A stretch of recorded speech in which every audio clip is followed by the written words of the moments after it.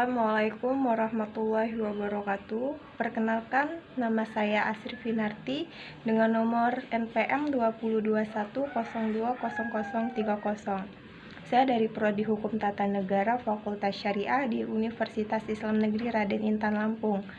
Yang saya hormati yakni Bapak Hervin Yogi Pradipta MHI selaku dosen pengampu mata kuliah Filsafat Hukum Islam. Baiklah, pada kesempatan kali ini saya ingin menjelaskan mengenai substansi hukum Islam, yang dimana substansi hukum Islam ini adapun kaitannya dengan makna hakikat sesuatu menurut filsafat, dan juga ada pengertian filsafat hukum Islam, dan ada faktor yang menjadi ciri filsafat hukum Islam. Baik, yang pertama mengenai makna hakikat sesuatu menurut filsafat, yaitu suatu pengertian yang abstrak.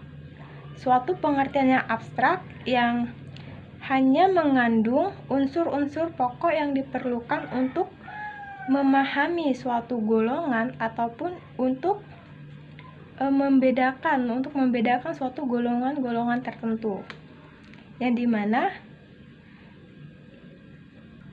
sifat-sifat golongan tersebut tidak termasuk ke dalam hakikat sesuatu itu yang seutuh-utuhnya, sehingga adanya pengertian filsafat hukum Islam.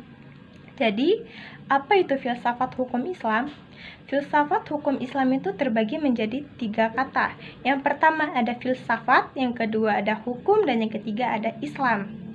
Filsafat adalah ilmu pengetahuan, pemikiran yang mendalam mengenai adanya secara sistematis, logis, dan radikal, dan juga tentang berbagai aturan-aturan yang berlaku di kehidupan manusia, baik bermasyarakat maupun bernegara. Sedangkan hukum adalah suatu perbuatan atau aturan-aturan tentang perbuatan larangan manusia dalam lintas kehidupan, yang secara singkatnya hukum ini berarti ada suatu ketetapan. Dan sedangkan Islam itu adalah secara bahasanya adalah patuh ataupun tunduk.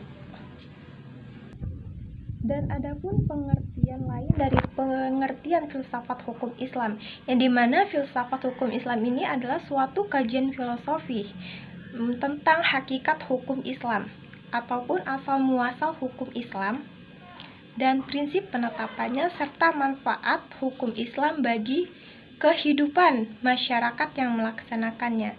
Dengan maksud dari filsafat ini adalah yakni suatu kaidah ataupun asas pengendalian masyarakat terhadap pemeluk agama Islam, yang dimana kaidah-kaidah ini yakni bisa berupa Al-Quran, hadis, pendapat para ulama dan juga pendapat para sahabat dan tabi'in, ijma, dan juga fatwa kelembagaan agama, yang dimana filsafat hukum Islam ini dapat diartikan pula sebagai istilah hikmah at-tashri'. Dan untuk materi yang selanjutnya mengenai faktor yang menjadi ciri terhadap filsafat hukum Islam. Yang pertama itu ada faktor wacana ataupun argumentasi. Jadi wacana atau argumentasi ini yaitu berupa perbincangan ataupun pembicaraan yang mengandalkan akal pikir dan juga rasio yang didasari atas bukti kebenaran. Yang kedua yakni adalah segala hal atau sekalian alam. Maksudnya di sini yakni semua materi yang mengenai filsafat hukum Islam ini, semua hal itu harus bersifat universal. Dan yang ketiga, sistematis. Sistematis di sini ini harus secara teratur. Yang keempat, secara radikal, dan yang kelima, hakikat. Nah, berdasarkan 5 ciri tersebut dapat kita ambil pemahaman bahwa filsafat hukum Islam itu adalah suatu kebebasan berpikir. Kebebasan berpikir terhadap segala sesuatu itu tanpa batas, yang mengacu kepada keraguan atas segala sesuatu atau atas segala hal.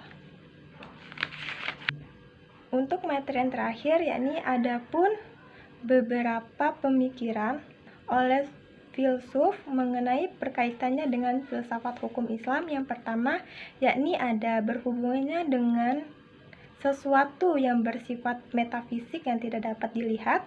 Yang kedua, berhubungannya dengan alam semesta yang fisikal yang terbentuk oleh adanya hukum perubahan. Dan yang ketiga, segala sesuatu yang rasional dan irasional. Yang keempat, semua yang bersifat natural dan supranatural. Yang kelima, berhubungan dengan akal, rasa, pikiran, dan juga intuisi dan resepsi. Yang keenam, ada yang berhubungan dengan hakikat yang terbatas dan juga tidak terbatas, serta adanya suatu teori ilmu pengetahuan pada semua keberadaan ilmu pengetahuan yang secara objektif maupun subjektif. Baiklah, sekian materi yang dapat saya sampaikan. Bila ada kekurangan saya mohon maaf, dan bila ada salah kata saya mohon ampun kepada Allah Subhanahu wa taala. Saya akhiri, wassalamualaikum warahmatullahi wabarakatuh.